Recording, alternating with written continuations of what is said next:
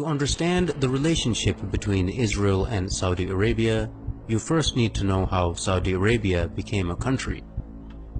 Exactly 100 years ago is a good place to begin a brief analysis of this region, for it was in 1916 that the British and French, along with Russian backing, signed the Sykes-Picot Agreement during World War I.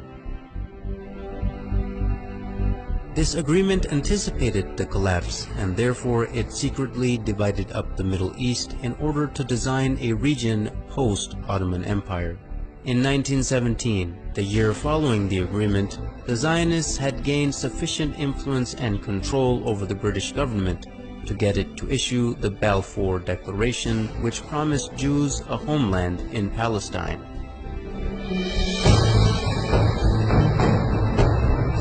Even though the population of Palestine was at the time 85% Arab and only 7% Jewish.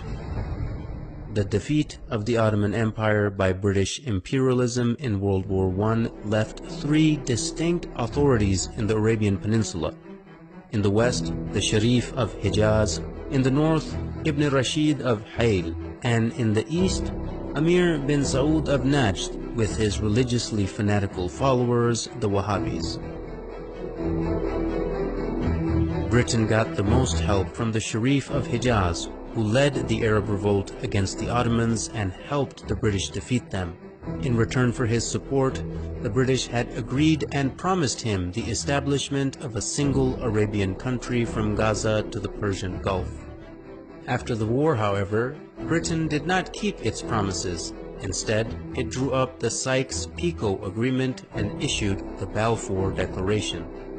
The Sharif was discontent with this betrayal and told the British that he would never sell out Palestine to the Empire's Balfour Declaration. He would never allow the establishment of a Zionist state in Palestine or accept the new random borders drawn across Arabia by British and French imperialists. At this point, T.E. Lawrence, famously known as Lawrence of Arabia, was dispatched to bribe the Sharif and buy his support. When this didn't work, T.E. Lawrence turned to threats, which were also echoed by the colonial secretary Winston Churchill. Both men threatened to unleash Ibn Saud and his ferocious Wahhabis on them, whom they were already arming and funding for the sake of countering the threat of Ibn Rashid of Hayl, who also stubbornly opposed the establishment of a Zionist state in the region. In September of 1921, Hayl was attacked by Ibn Saud and they could not resist the vicious onslaught.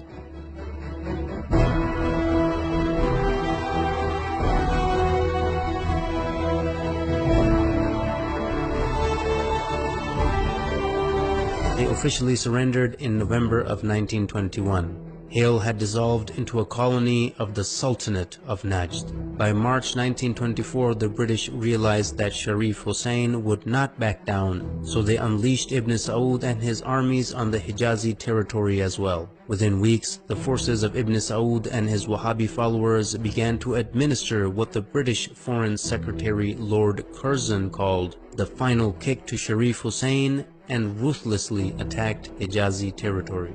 By September 1924, Ibn Saud had overrun Ta'if, the summer capital of the Sharif. In mid-October 1924, Ibn Saud captured Mecca, the holiest place in Islam.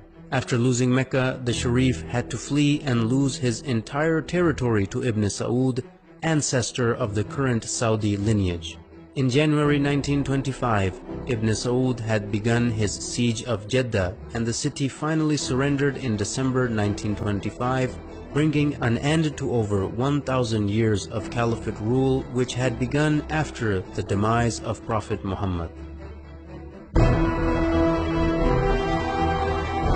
In February 1926, the new unified Wahhabi state was rebranded by the empire in 1932 as the Kingdom of Saudi Arabia.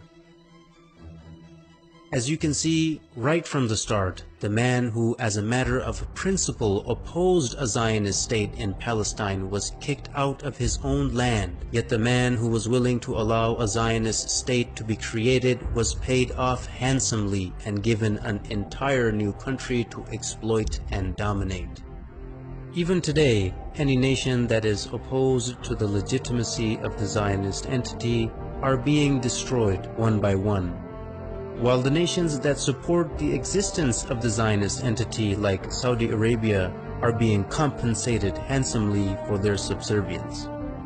Are there any similarities between the Wahhabi and Zionist ideologies, who seem to be completely opposite, but both the creations of the British Empire? Stay tuned to find out.